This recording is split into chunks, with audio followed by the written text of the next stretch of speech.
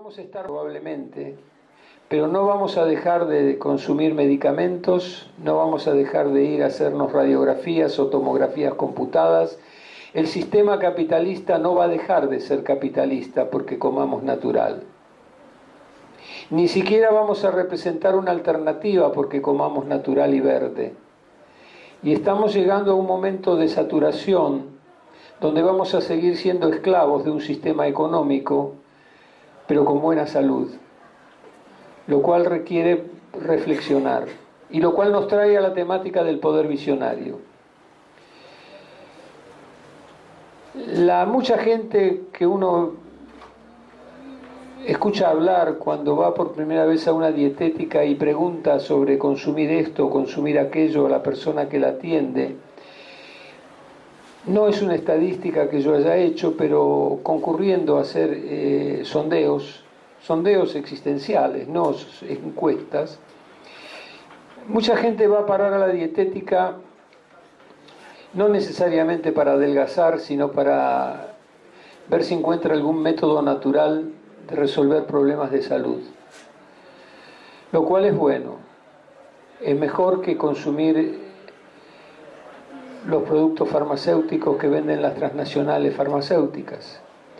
Pero hace tiempo que la farmacopea transnacional ha descubierto las virtudes de las hierbas medicinales, al punto tal que hace aproximadamente 25 años, en la época en que yo trabajaba para Naciones Unidas, constaté con colegas que había jardines botánicos de Estados Unidos que estaban recorriendo con emisarios apropiados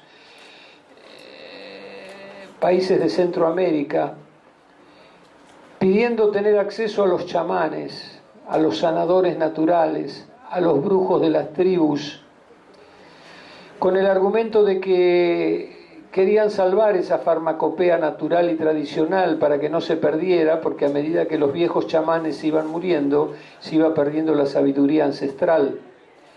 Entonces venían con enorme generosidad a entrevistar a los chamanes para extraerles todo el conocimiento, repito, para preservarlo, para almacenarlo, para mantenerlo vivo para las generaciones venideras. Y fue así que toda esa sabiduría fue capitalizada por los jardines botánicos. Uno de ellos era de Missouri, Estados Unidos. Unos años después se descubrió quién financiaba a los jardines botánicos.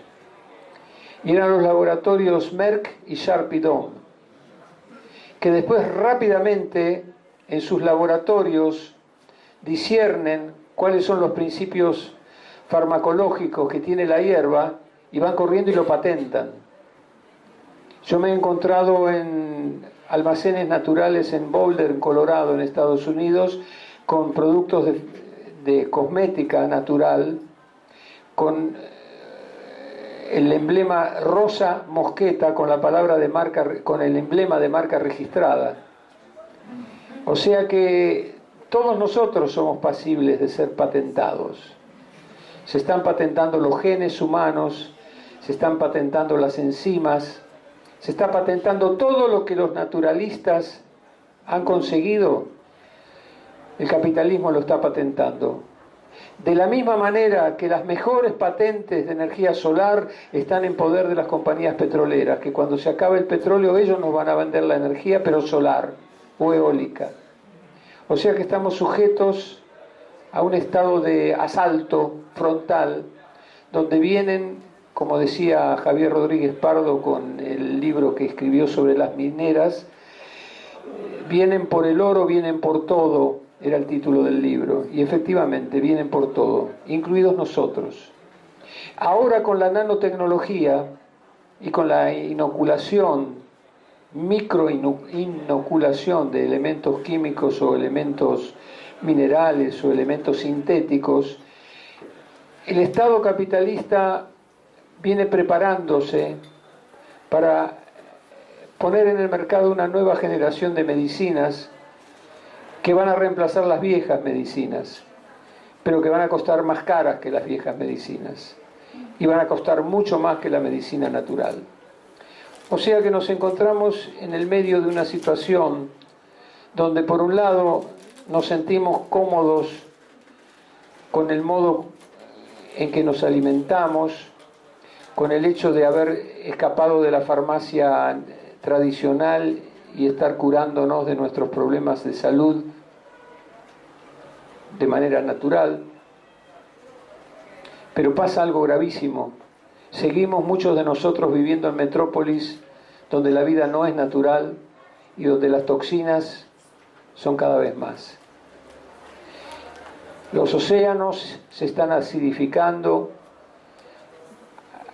se están volviendo ácidos, afectando a la fauna ictícola, simplemente porque países como el nuestro, por ejemplo, no procesan sus efluentes cloacales antes de arrojarlos al río y después al mar, sino que la materia fecal de millones de personas todos los días burbujea.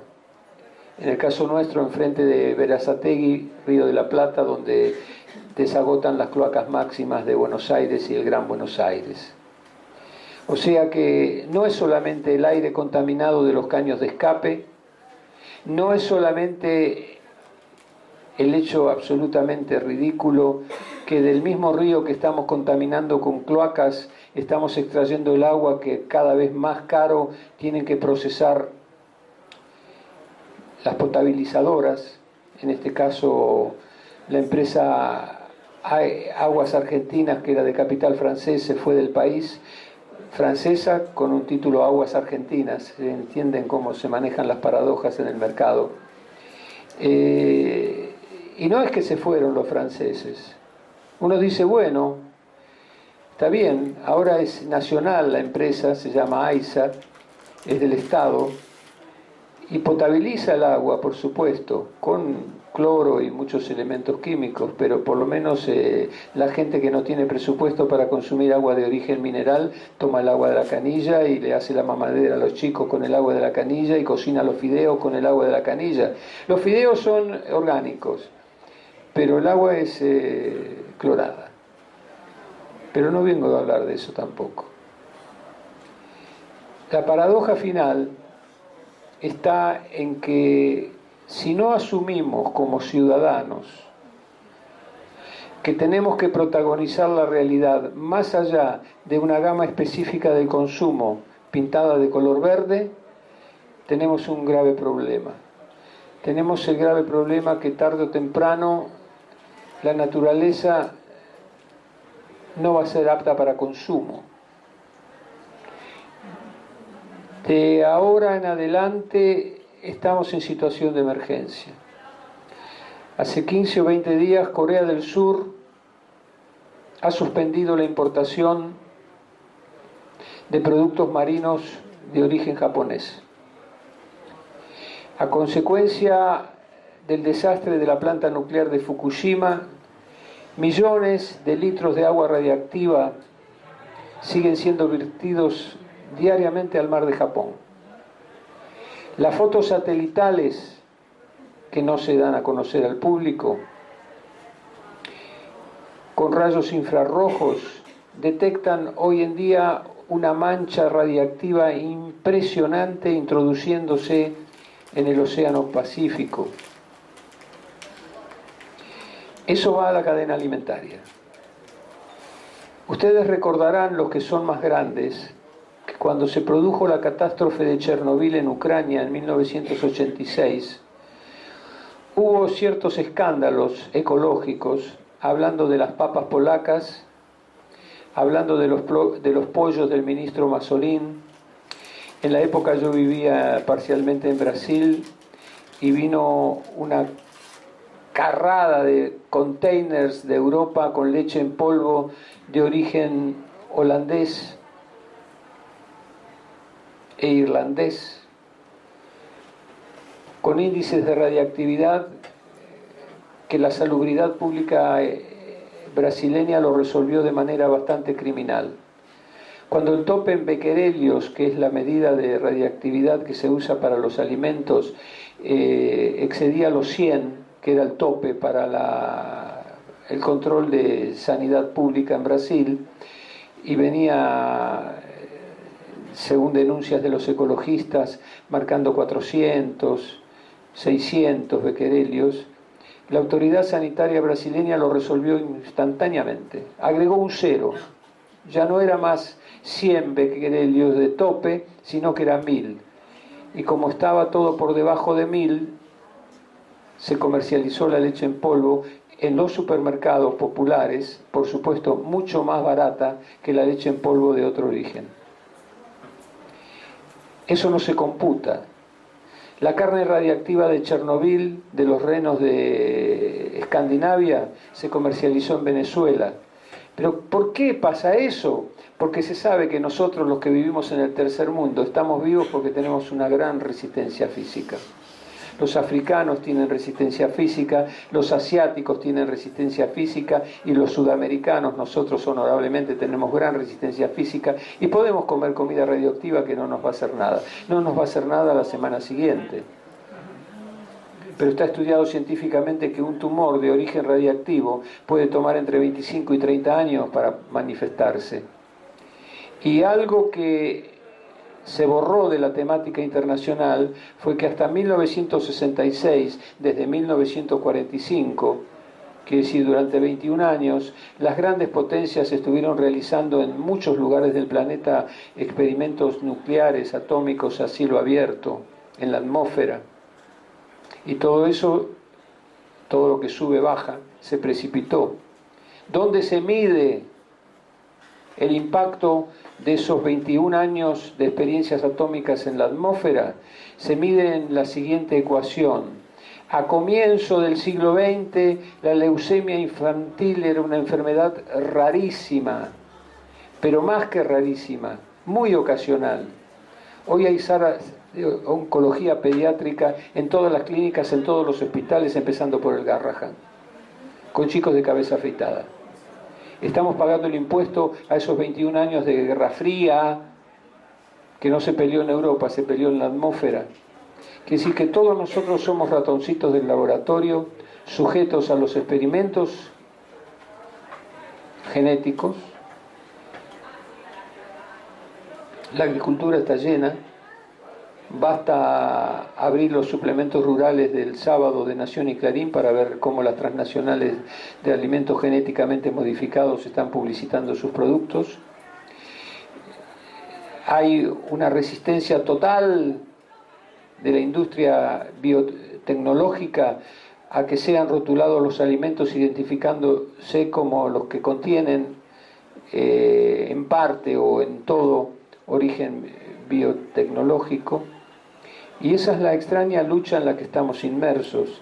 En un país, y ustedes lo habrán notado porque imagino que alguno de ustedes votó el 27 de octubre, en un país donde el tema ecológico, el tema de la seguridad alimentaria, el tema de la salud pública no aparece en las campañas de los políticos para nada, porque somos sudamericanos resistentes a las toxinas que vienen embutidas en mucho de lo que comemos. Algunos de ustedes todavía siguen comprando convencionalmente en el supermercado y dicen, no, esto, la lechuga está bárbara, ¿cómo no voy a comprar la lechuga?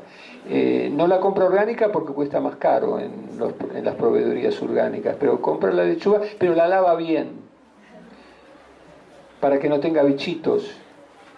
Pero los residuos de los agroquímicos que se fumigan, que no son solamente para matar plagas, sino que son para matar hongos, para matar malezas, que se llaman herbicidas. Y entonces entre los insecticidas, los fungicidas, los herbicidas, muchas de las verduras que la gente consume convencionalmente tienen residuos. Después aparece una anomalía funcional en el organismo y uno dice, ¿qué me habrá pasado? ¿Dónde habré estado anoche que me siento mal? Pero no es por donde estuvo anoche, es por lo que estuvo comiendo durante los 10 años anteriores. Y aquí viene mi jingle publicitario. Me presentaron como un disertante que se iba a referir al poder visionario. El poder visionario no es solamente meditar a la manera tibetana, porque eso no neutraliza los venenos que nos rodean.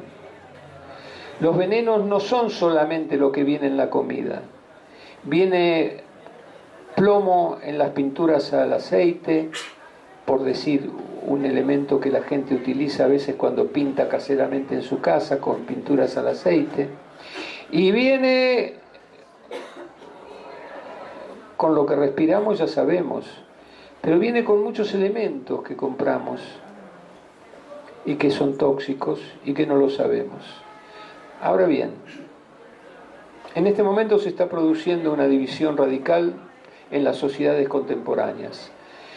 Los que están a favor del lucro a cualquier precio, caiga quien caiga, y gente como nosotros en este Congreso Vegetariano, tratando de ir un poco más allá del hecho de estar sanos. Y tenemos que organizarnos socialmente, haciendo que lo orgánico, por empezar por ahí, no se convierta en una mercadería más de las multinacionales que están organizándose para convertirlo en una mercadería más, sino que tenemos que organizarnos en algo que no tiene tradición entre nosotros. Uno de ellos, políticamente hablando, no estoy hablando de que se afilien a un partido, de ninguna manera, porque ya sabemos que los partidos no existen más, existen los candidatos. Y lo único que hacemos con los candidatos es elegir, o más que nada optar, entre candidatos que han sido elegidos por otra gente que no sabemos dónde está, pero que generalmente responde a intereses transnacionales que no son muy favorables a la gente común. La gente común vota cada 2 años, optando entre opciones preconcebidas. El boicot es una herramienta ciudadana, no solamente para combatir alimentos con toxinas o transgénicos, sino para combatir los abusos de precios que hace que un día el tomate, en vez de costar 15 pesos el kilo, cuesta 40. Y la gente va y compra a 40, pero compra un tomate nada más. Mantiene el consumo con un tomate, y el intermediario o los intermediarios que están lucrando a expensas de la gente desinformada, no pasa con ellos lo que pasa en países tan disímiles como Japón y la India, donde las organizaciones de consumidores pueden conseguir, haciendo boicot, que un producto sea sacado del mercado. En la Argentina el potencial de las empresas, de las organizaciones de consumidores es mínimo. Lo más que ha tenido de socios Adelco, que es una de las entidades tradicionales, ha sido 15.000 socios en sus momentos de mayor éxito. En Japón, en la India o en Italia, que hay más de una organización nacional de consumidores, la que promedio tiene estándar con socios, se está manejando con 400.000 socios. Y repito, hay que empezar a aprender que nos tenemos que organizar para protegernos de los vándalos que a expensas de nosotros están planeando lucrar con la sabiduría vegetariana. Y de pronto ustedes habrán notado también que los orientales que vienen a vivir en la Argentina, emigrantes de Corea, de China, de Japón, países superpoblados, pues abren tienditas naturales para vender verde. Y la gente en el centro, los empleados que trabajan en la City, tienen cada vez más ofertas de comida natural, y aparte los nombres de algunos locales no solamente giran en torno de lo natural, sino que hasta se permiten usar terminologías hindúes muy sofisticadas, muy atractivas, muy alternativas. Nos están empezando a vender la alternativa que durante muchos años los pioneros como Angelita estuvieron tratando de meter en el mercado. Y en la medida en que sigamos pasivamente siendo testigos nada más de esta situación, estoy controlando antes que vengan y me echen, tenemos que pensar cómo lo que en otros países son cooperativas de producción y consumo puede empezar a multiplicarse entre nosotros. Los huertos urbanos comunitarios tuvieron un despegue en los tiempos del presidente Alfonsín a partir de Ernesto Flores, un pionero en la materia, pero después con el presidente turco que nos tocó fueron todos desmantelados. La horticultura comunitaria es importante en algunos lugares, no en la Argentina. Está empezando a brotar por ahí, pero no como hobby para jubilados. Hay que pensar en que eso se tiene que organizar desde un punto de vista no jurídico, no sacar personería jurídica, porque la trampa del sistema es muy funcional. Cualquiera que hace una iniciativa cooperativa tiene que tener factura, y para tener factura hay que anotarse en el quit, y cuando uno se anota en el quit y quiere facturar, te pagan con cheque y tenés que tener una cuenta bancaria. Y para tener una cuenta bancaria la ciudad te pide que te inscribas en ingresos brutos. Es decir, somos presos de un sistema y creemos que porque caminamos por la calle somos libres, pero no somos libres. Somos simplemente figuritas que tienen que cumplir con dos rituales fundamentales para que el sistema siga multiplicándose. Es decir, ser buenos contribuyentes y ser buenos consumidores. Compre, compre, compre, compre, compre. 12 cuotas sin interés. Están a nuestro alrededor. 24 cuotas sin interés. 48 cuotas sin interés. En mi contestador automático todos los días me dejan 2 llamados telefónicos de empresas automovilísticas diciendo que me descuentan 10.000 pesos por el coche que me puedo comprar en 77 cuotas sin interés, incluyendo los seguros del primer año. Estamos en esa pantomima. A lo que quiero llegar es a lo siguiente. Infórmense. Hoy en día la Internet es una de las armas doble filo, porque también los mercaderes se están apoderando de la Internet, se han apoderado desde el principio, la inventaron ellos. No es que salió de la alternativa, del mundo alternativo, hay alternativas de sistemas y de conexiones, pero generalmente es todo transnacional y muy poderoso.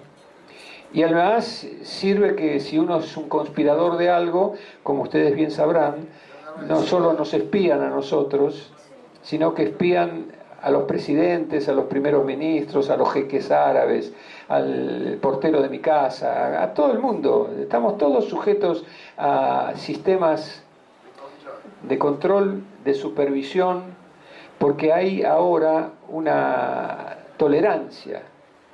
Hay locuras permitidas. Uno puede salir con un cartel protestando contra algo. Si salen 50 personas es más problemático. Si salen 500, recuerden lo que pasó en muchos puntos cuando salieron los indignados en Europa, cuando empezaron a protestar. ¿Por qué empezaron a protestar? No porque querían cambiar el sistema. Salieron los indignados, y esto me crea mucha enemistad con mucha gente, pero lo voy a decir de nuevo. Salieron los indignados a protestar porque les había tocado a ellos. Mientras no les tocaba, no estaban indignados. Mientras podían seguir trabajando para reproducir el sistema y pagar sus impuestos para finalidades bélicas o para que los africanos no salgan de África y no se metan en Europa, tranquilamente pagaban los impuestos. Pero salieron a reclamar cuando se quedaron sin obra social, cuando no pudieron pagar la hipoteca de 30 años para la casa que se habían comprado o el auto que se habían comprado, y cuando decididamente se quedaron sin empleo. Estamos en una situación de emergencia que en un país como la Argentina todavía no tiene la gravedad que tiene en otros lugares. Yo quiero redondear y dar la posibilidad a conversar un ratito antes de que venga el próximo disertante. planteando que la organización es una materia prima fundamental para la gente que quiere dejar de ser simplemente un número en una estadística. Se supone que somos ciudadanos, pero no ejercemos la ciudadanía. En un país donde se ha fomentado el analfabetismo cívico y no hacemos uso de poderes que sabemos que tenemos o suponemos que tenemos o que suponemos que otros tienen para representarnos, y lamentablemente los que tendrían que representarnos no nos representan. No hay Partido Verde en el Congreso. Hay un diputado verde del Proyecto Sur en la legislatura porteña, pero a mi entender está un poco atrasado en las noticias, porque sigue haciendo videos contra Monsanto. Y hoy en día a Monsanto no le hace mella que saquen un video contra Monsanto y uno lo suba a YouTube y se vea en la internet, que lo vean 400.000 personas, porque ellos siguen haciendo, siguen haciendo los negocios como de costumbre, y además mucha gente depende de ellos para comer. Tenemos que trabajar simultáneamente en el frente externo y en el frente interno. En el frente interno muchos de ustedes están trabajando. Si no, no estarían aquí escuchando una conferencia. Espiritualmente, alimentariamente, éticamente, están trabajando, lo cual es bárbaro. Socialmente no estamos trabajando en la medida que tendríamos que trabajar, reuniéndonos para inventar mecanismos alternativos y opcionales para que no sigamos siendo los idiotas útiles del sistema. No digo fundar un partido verde, no digo presentar un candidato en las próximas elecciones, no digo salir a pintar las paredes de la ciudad con consignas. Estoy diciendo que la vida cotidiana se tiene que convertir, aunque parezca una barbaridad, pero se tiene que convertir en una obra de arte. Es decir, tenemos que respirar bien, tenemos que amar bien, tenemos que trabajar bien, y tenemos que parar de reproducir el sistema en cada una de las cosas que vamos a comprar. Tenemos que tener conciencia si este producto no es parte de una estructura mayor, que a su vez es parte de una estructura más grande, que es parte de una estructura todavía mucho más grande, porque saben que va a pasar, nos vamos a encontrar con una de las 7 petroleras que manejan el mundo, que son las dueñas de Hollywood, que son las dueñas de las cadenas de televisión, que son las dueñas de los diarios, de las revistas, de las maquinitas que compramos para seleccionar nuestra comunicación electrónica. Damas y caballeros, amigas, amigos, no vine a vender ideas, vengo trabajando con Ludovica Esquirru hace 10 años en un proyecto que se llama Refundación Espiritual de la Argentina. Tiene que ver mucho, va mucho más allá de lo del horóscopo chino que ella produce por su cuenta hace 26 o 27 años. Y le escribo un capítulo todos los años. Este año se llama Presente Infinito, el arte de transmutar.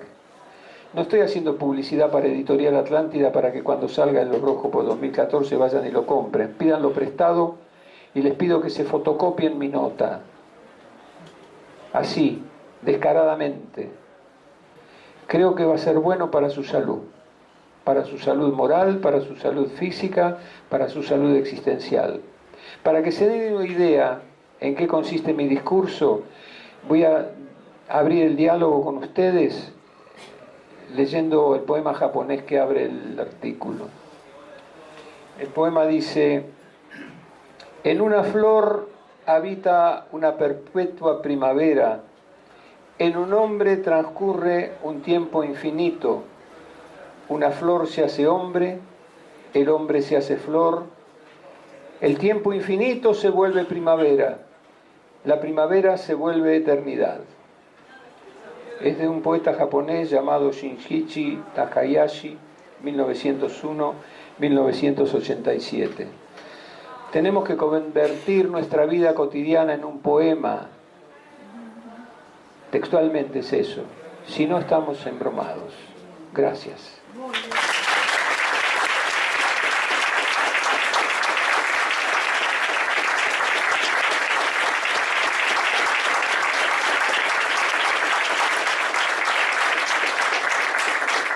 Gracias, muchas gracias.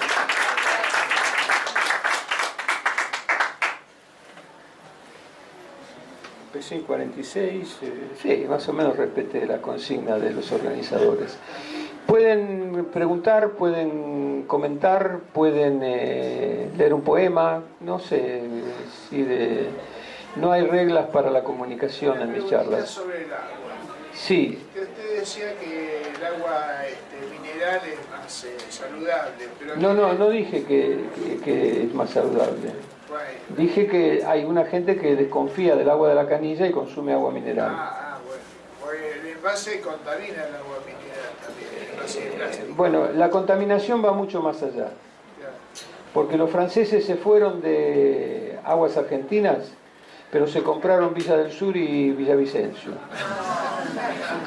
Si ustedes adquieren la costumbre de mirar las etiquetas, van a ver que la firma que es propietaria de las fuentes naturales del agua argentina, que se vende en todos los supermercados, es la empresa Danone, que es una multinacional francesa, que también vende yogur y lácteos y ocupa notorios espacios en los supermercados. Quiere decir que estamos más colonizados de lo que pensamos.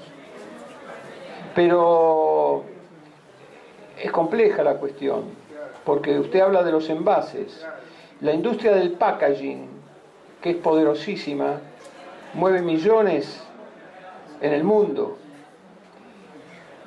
y pretende seguir moviendo millones en el mundo. Entonces, si queremos volver a lo que pasaba muy antaño, cuando nosotros, usted y yo éramos chicos, que todos los envases eran de vidrio y eran los envases de la leche y los envases de...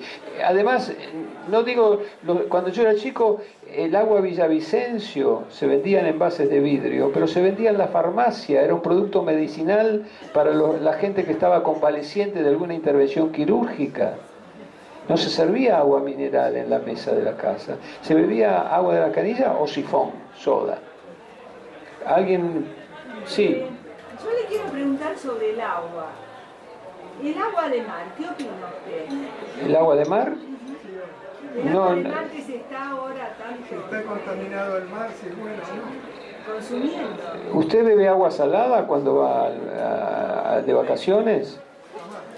Yo no conozco gente que beba agua de mar. Sin embargo, medicinalmente está muy publicitada ahora el agua de mar, la venden. Para tratar enfermedades, productos medicinales. Todos los elementos de la tabla periódica. Bueno, tal vez porque en algunos lugares mineralmente tenga algún tipo de... Pero que una cucharita de agua de mar mezclada con agua de la canilla y un litro de agua mineral. No estoy al tanto. Se usa de diversas maneras. Bueno, también se usa con fines terapéuticos la orina personal en algunas terapias, pero en ese país no estuve nunca. La única pregunta que le haría es que ya que usted dijo que el mar estaba contaminado, ¿no? Radioactiva, sí. Podría ser confiable. No, si Fukushima sigue soltando millones de litros de agua radiactiva, contrariamente a lo que dice la prensa japonesa, de que el océano es tan grande que se va a diluir, los radioisótopos no se diluyen, tienen una vida, algunos de ellos de miles de años, y ya están calculando que tarde o temprano van a llegar a la costa oeste de América del Norte. Y si uno estudia un poco el tema, no es que están en otro océano. Todos los océanos y los mares están interconectados. No es que está el meridiano de Greenwich o el paralelo 48 y el agua llega hasta ahí, pero ahí empieza otro país y el agua no sigue. Es lo mismo que los mosquitos del dengue, cuando llegan a la frontera desde Paraguay o desde Brasil, no vamos a entrar a Argentina porque es otro país. No hay fronteras en el planeta. Esto de Fukushima es una tragedia para la humanidad toda, no solamente para los japoneses o para los coreanos del sur. Pero eso no sale en los diarios y de eso no se habla. Y esa es una de las muchas cosas de las que no se habla y de las que tenemos que empezar a hablar. Sí, señor. Hace Hace poco leí una introducción que había hecho en una revista en Mutantia, en una de las ediciones, y se refería al tema de cuán mentirosa es la propuesta, tanto de aislarse de las grandes urbes como de digamos, mantener la colaboración a las urbes. Y hoy había dicho que digamos, el solo vivir en las ciudades ya era una forma de contaminación espiritual, alimenticia y demás. Ahora dijo algo acerca de la acción directa sobre algunos conflictos, que me parece que es lo más central de su charla. Y quiero saber cómo sería, usted plantea alejarse de las civilizaciones, establecer comunidades autosustentables o modificar estas ciudades desde la acción directa y desde la acción comunitaria. ¿Tener alguna duda de eso? La revista Mutantia que mencionaste la edité yo en la Argentina entre 1980 y 1987 y como muchos ecologistas de la época, erróneamente pensábamos que la sociedad estaba permeable a mensajes transformacionales y que eventualmente podríamos ir expandiéndonos y salir del nicho ecológico para que la comunidad fuera parte de la solución, reformulando el consumo y reformulando el modo de vida y el uso de automóviles y todo ese tipo de cosas. Estábamos equivocados. A la mayor parte de la gente que está totalmente deformada por los medios de comunicación no le interesa cambiar la sociedad. Cuando protestan y patalean quieren que la sociedad funcione bien, no quieren transformarla, no quieren alterarla. Ahora bien, si uno tiene vocación para tratar de convertirse en campesino y se quiere ir a vivir al campo y hacer un emprendimiento, una pequeña granja familiar, parece bárbaro, pero yo no estoy postulando ahora que hay que irse de la ciudad o quedarse en la ciudad. Hay que ver la manera. En la ciudad no abundan terrenos para producir alimentos. Está todo cada vez más construido y va a seguir siendo más construido. El tema es cómo... Y además uno, yéndose al campo, no se convierte en campesino. Para ser campesino hay que tener una sabiduría particular que generalmente viene de generaciones y generaciones. No hay contradicción aparente, lo que vos me preguntás en relación a lo que yo decía. Estamos hablando... No trato de marcar la contradicción en absoluto, ni siquiera de hablar acerca de cuándo se escribió ni el tiempo que no, vivió. pero personalmente... Lo que sí digo es que hay algunas alternativas que integran la tecnología de pronto, como por ejemplo el uso de los gases que produce nuestros desechos orgánicos para, por ejemplo, alimentar una cocina o bueno, el uso de energía solar, y a partir de ese tipo de prácticas se están creando ciudades verdes, orgánicas, aisladas obviamente de la ciudad por una cuestión, como vos decís, de territorio, de tierra cultivable, de posibilidad de bueno, sí. Simplemente quería saber si está... No, esa tecnología que vos mencionás es una tecnología probada. Los biodigestores de desechos humanos y animales son rutina en India y en China para producir gas. Y la gente cocina con ese gas. Por supuesto que hay manera de reciclar en vez de tirarlo a los ríos, aunque en algunos lugares también se sigue tirando a los ríos, pero existen recursos para vivir ecológicamente. Generalmente, si uno tiene control de sus alimentos y alimenta a sus gallinas y a sus conejos y a sus chanchitos, suponiendo que fuera carnívora, o planta sus verduras sin usar agroquímicos, no tengo nada en contra de eso. No se me ocurría criticar. Me refería con la pregunta si la ciudad es un terreno fértil para la revolución que estamos buscando o no lo es. Como para ser más Podría serlo. Hay dos movimientos sociales que se están expandiendo en el mundo. Uno que se llama el decrecimiento, que es precisamente cortarla con la expansión económica y el desarrollo tecnológico a ultranza, y el otro... Slow food. No llega a constituir un movimiento de participación. Es para alguna gente que, aparte del slow food, hay que tener poder adquisitivo para el slow food. Pero hay una cosa que se llama pueblos en transición, que empezó en Europa hace unos 6 años y ahora se está expandiendo al mundo, pero es para poblaciones chicas. Lo que sí están apareciendo son los teóricos, y espero que esto funcione rápidamente, con un concepto novedoso, que es la re-ruralización urbana. Pero no a partir de los techos verdes, que plantar jardines en las terrazas o en los techos de las sucursales de los bancos transnacionales, como está sucediendo, sino que requiere una política cotidiana, metropolitana, ecologista. Pero eso entre nosotros brilla por su ausencia. Es decir, si hay que votar a tal tipo para que sea un legislador verde en la municipalidad de Buenos Aires, para que dedique su tiempo en hacer videos contra Monsanto, estamos perdiendo el tiempo, porque Monsanto no va a ser disuadida. Y además, como ustedes bien saben, las transnacionales biotecnológicas, las mineras, y algunas, las del fracking ahora, con la fracturación hidráulica para explotar el petróleo y el gas no convencional, cuentan con luz verde del gobierno de la nación. Entonces estamos en una situación muy desigual. Hasta casi diríamos que podemos ser acusados por estar contra el progreso y el desarrollo argentino, porque nos estamos oponiendo a todo eso que tiene luz verde.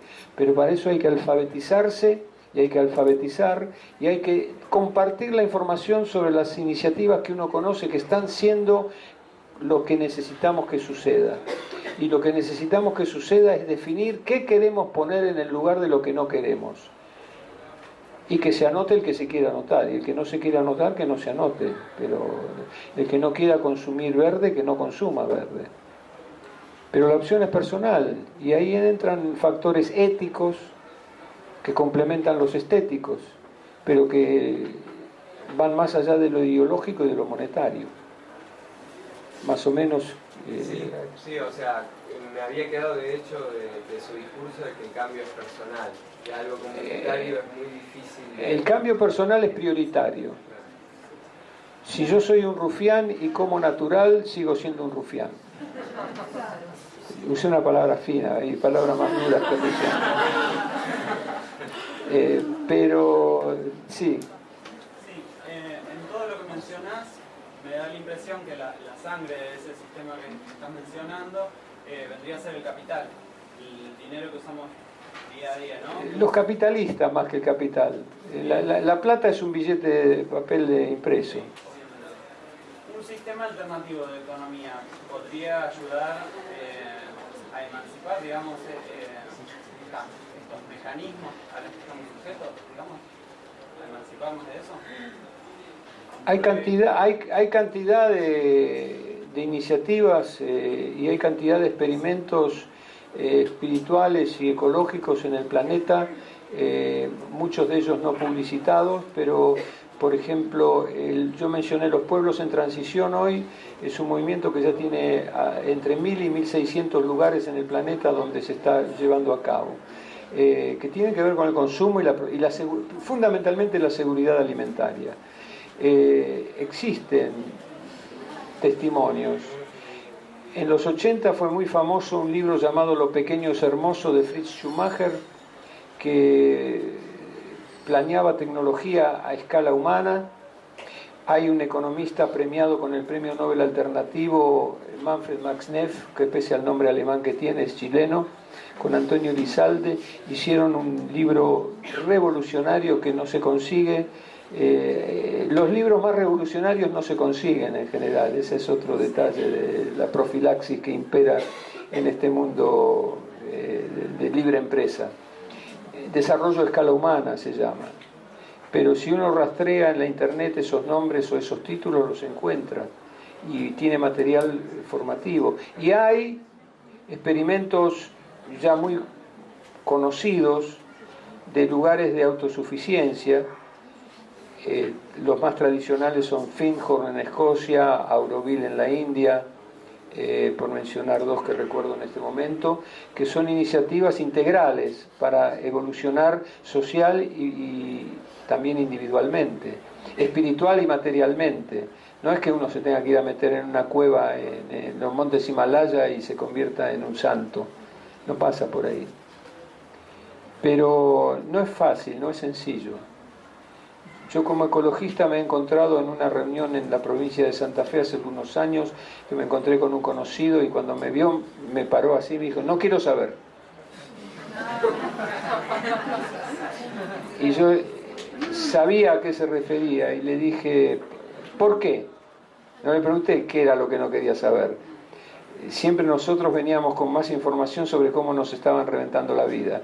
Dice, no quiero saber porque ya no sé qué darle de comer a mis hijos. Y ahí empieza una conversación diferente. Es decir, la seguridad alimentaria es fundamental. Los pueblos andinos, países como Bolivia, como Ecuador, están avanzando mucho en ese sentido, recuperando saberes antiguos y autosuficiencia de producción. Estamos en un mundo de turbulencia y hoy en día toda esa información no es secreta, no hace falta que yo saque Mutantia porque está todo en internet. Pero los cuentos estaban muy buenos, los del péndulo en realidad. ¿Los qué? Los cuentos de ciencia ficción del péndulo. Sí, no era mía, salía de la misma editorial y Marcial Souto, que era el director del péndulo, teníamos, los autores no eran todos tuyos, pero... no, lo que pasa es que teníamos el mismo diagramador. El mismo diagramador y el mismo formato. Sergio Pérez Fernández, hijo de Pérez Celis, era el mismo diseñador y mucha gente pensaba que yo estaba sacando el péndulo también, pero la leía nada más. Era complemento. Bien. Aprovechemos mientras no viene la organización a echarnos. Sí. Con respecto a la permacultura, ¿cuál es tu opinión para, digamos, desarrollarla más y que sea más accesible a la gente para poder ser autosustentables en sus alimentos, que sean orgánicos, en el hábitat? Bueno, yo considero que la permacultura es una de las patas de la nueva mesa verde que estamos tratando de construir colectivamente. Vi recién en la librería que hay abajo en la sala un libro mío que publicó hace unos años Kier, que ya ahora es difícil de conseguir, pero parece que lo encontraron en algún lado, que se llama Somos la gente que estábamos esperando, y ahí hago hace 6 o 7 años ya frontalmente hacía una ponderación de la permacultura, y ahora está saliendo a fin de mes un libro nuevo que se llama, por el título se darán cuenta de mi militancia, se llama Nuestro futuro indómito. ¿Qué querrá significar? Y donde tiene un apartado ponderando las iniciativas permaculturales, que son una de las herramientas, de las muchas que hay, precisamente para ir en esa dirección, pero no alternativa. Ahora hay un espacio entre los que se están yendo al tacho y los que están tratando de hacer mucha plata con lo alternativo. Y en el medio estamos nosotros. Y es en esa franja, a diferencia de pensar que la sociedad, cuando uno le presentara las bellas ideas del futuro promisorio, verde y ecologista y pacifista, iban a ir corriendo en esa dirección, y no, quieren tener su auto, quieren pagar las 72 cuotas sin interés, con el primer año pagado la patente, lo que voy a decir ahora es un poco... ¿Cómo? Claro. Bueno, la amenaza mayor que viene hoy del exterior es China.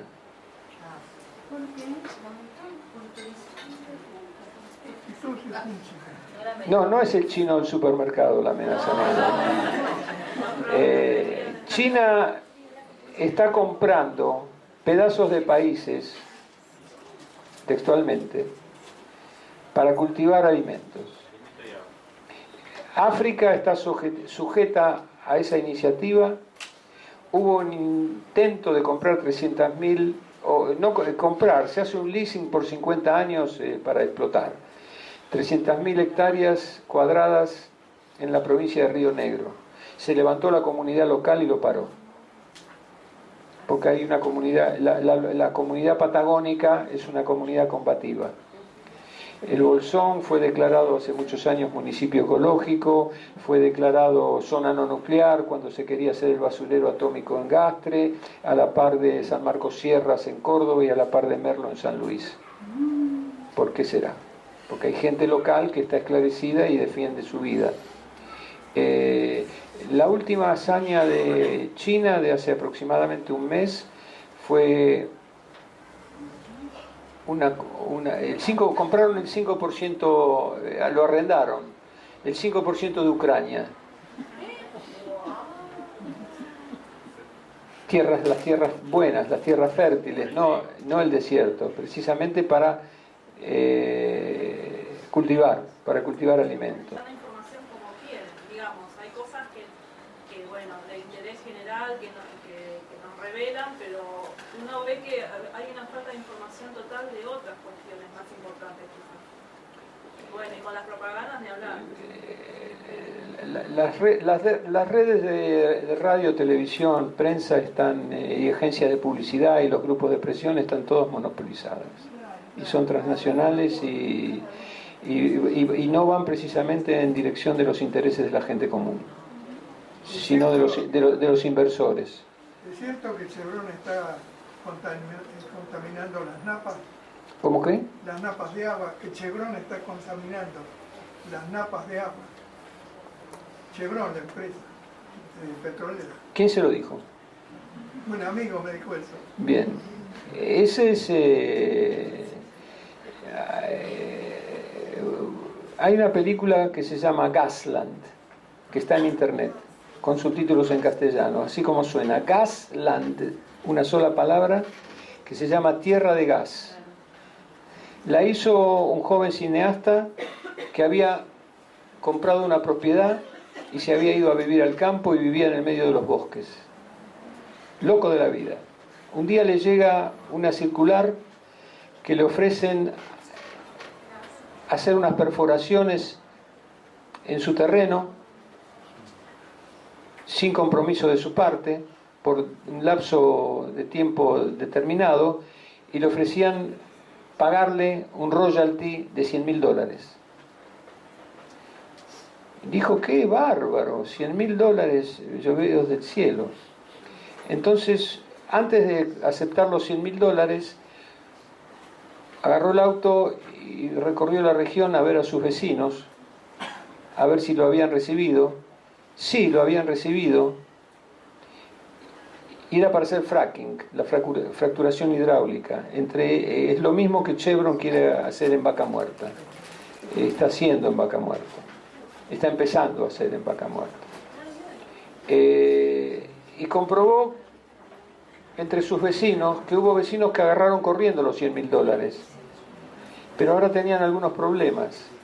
Estaban enfermos porque el agua se les había contaminado, los animales se les habían muerto, y para que el tipo pudiera comprobar que lo que hablaban era real, abrieron la canilla de la cocina, agarraron un magiclick, le hicieron clic, clic, clic, y se encendía el gas que salía por la canilla.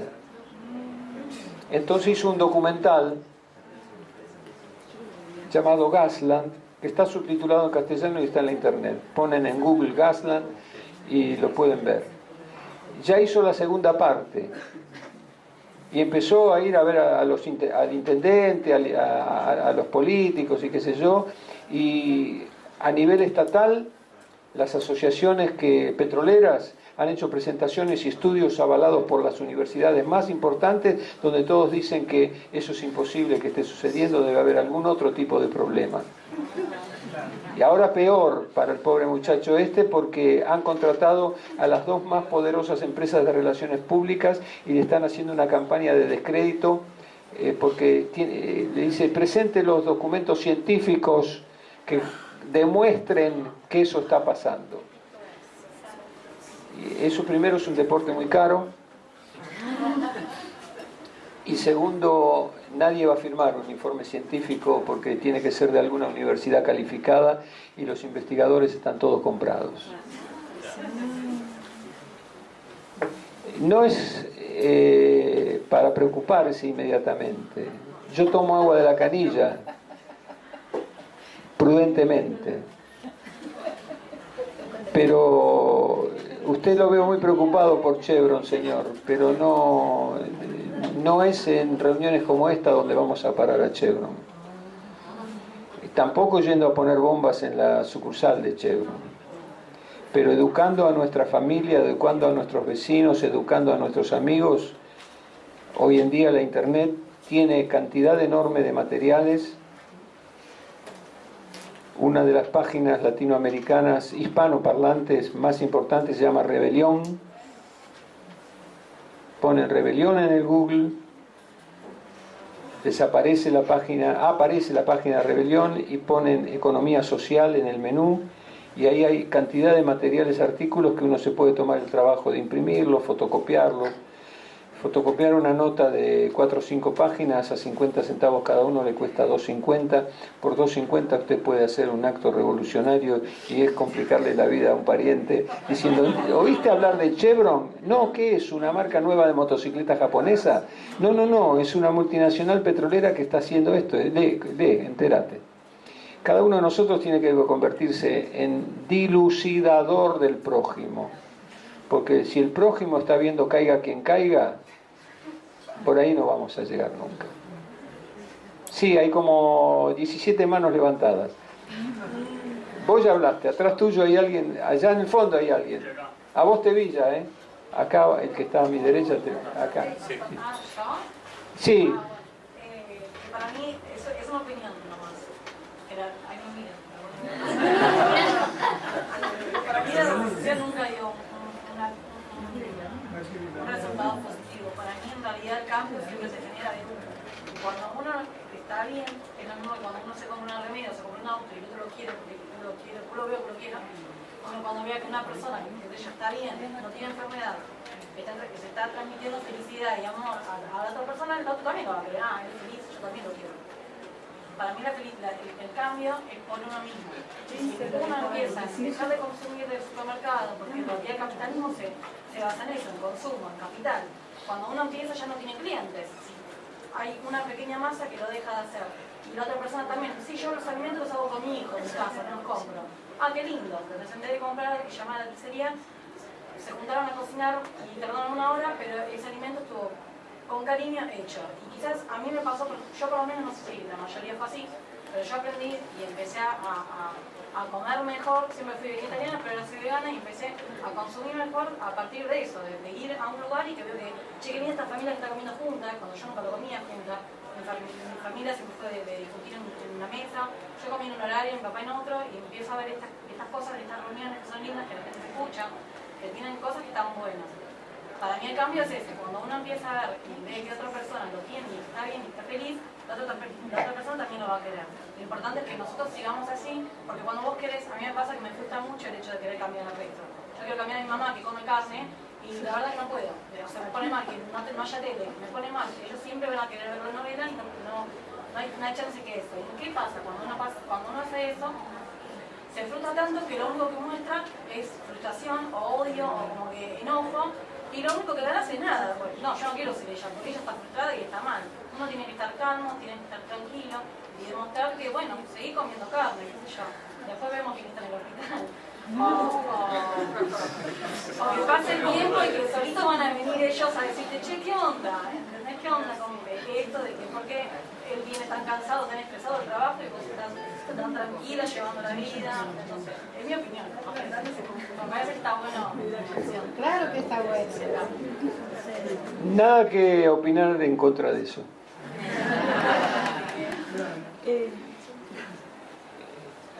Al fondo. Acerca de la manipulación de información, ¿no?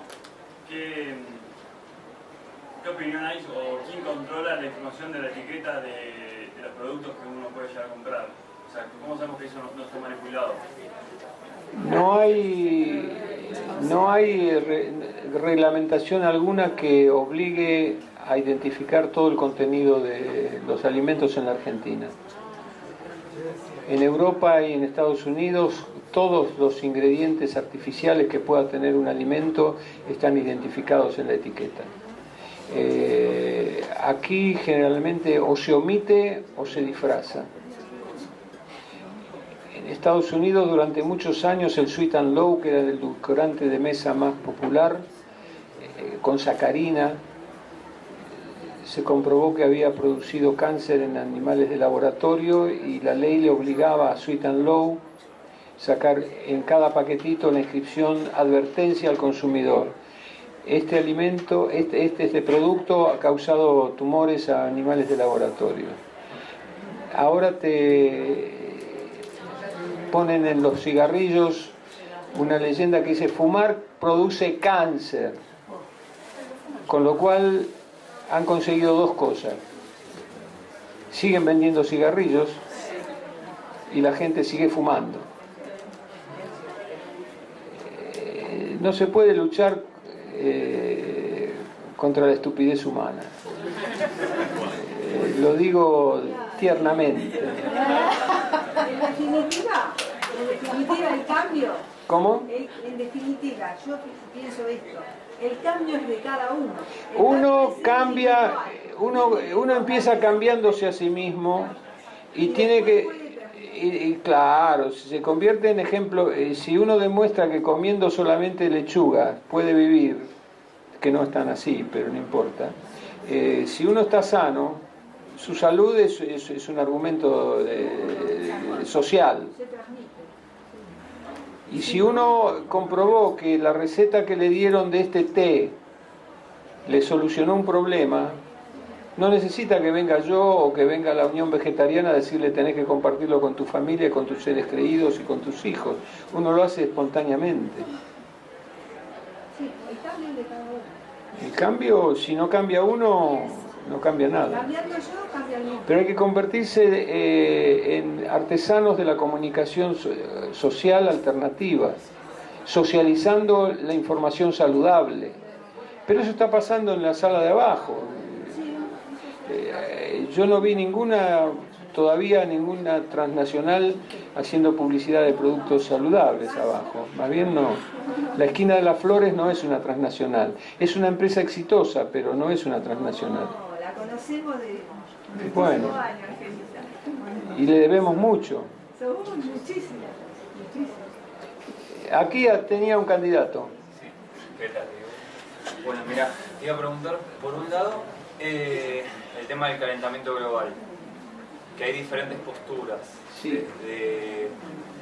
Por todo también desde grupos de poder transnacionales, políticos, hay una postura muy de concientizar a la gente sobre el calentamiento global, hay congresos sobre el calentamiento global, etc. Por otro lado también hay científicos que no salen tan a la luz, que investigaron el tema del calentamiento global, que dicen que el calentamiento global no es tan así, que como que no tiene que ver tanto el humano, como que hay diferentes posturas. Por otro lado, también están todo esto del calentamiento global. Yo escuché como una información de que se está justificando, como que la gente esté alerta sobre eso, para pedir una solución y después justificar los proyectos de geoingeniería, HARP, que tiene que ver también con nanotecnología, etc. No sé qué información tenés al respecto y cuál es tu opinión.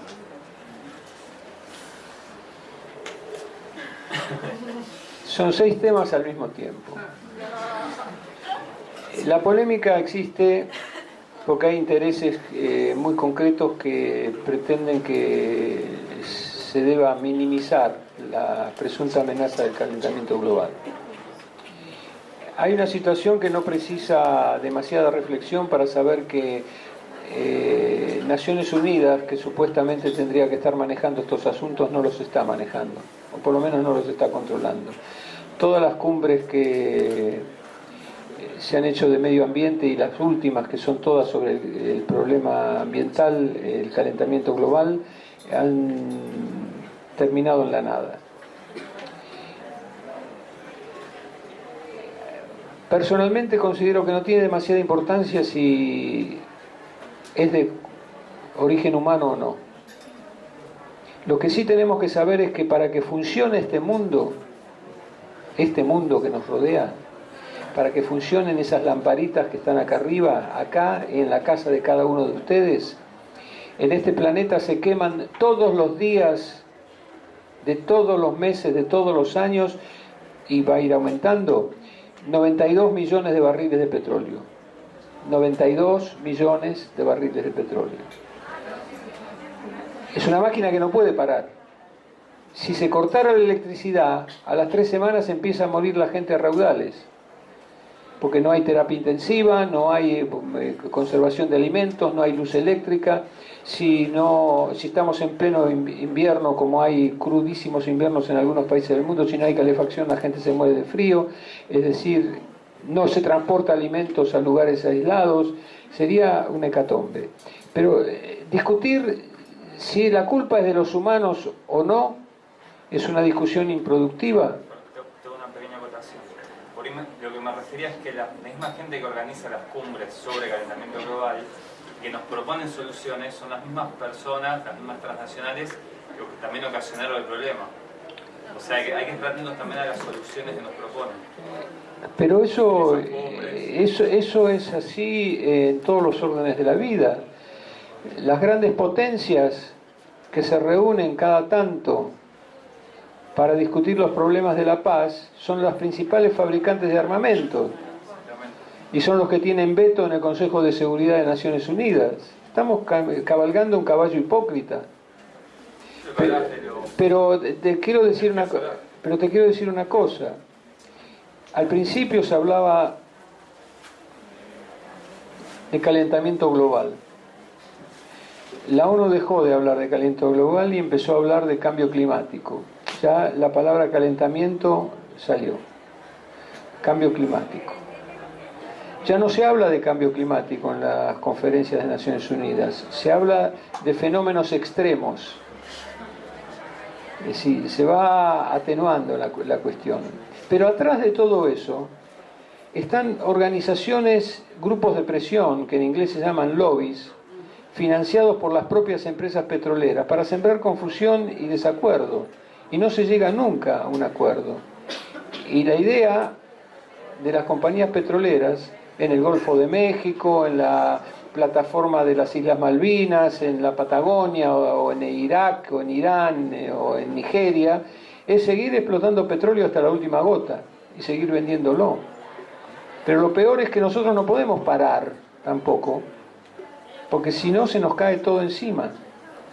No tenemos mucho que aportar a esa discusión, salvo que empecemos a tratar.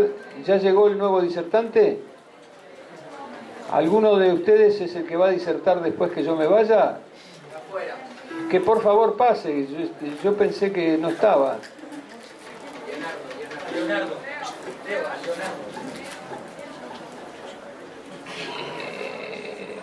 La ONU no va a poder hacerlo porque está totalmente copada por las transnacionales.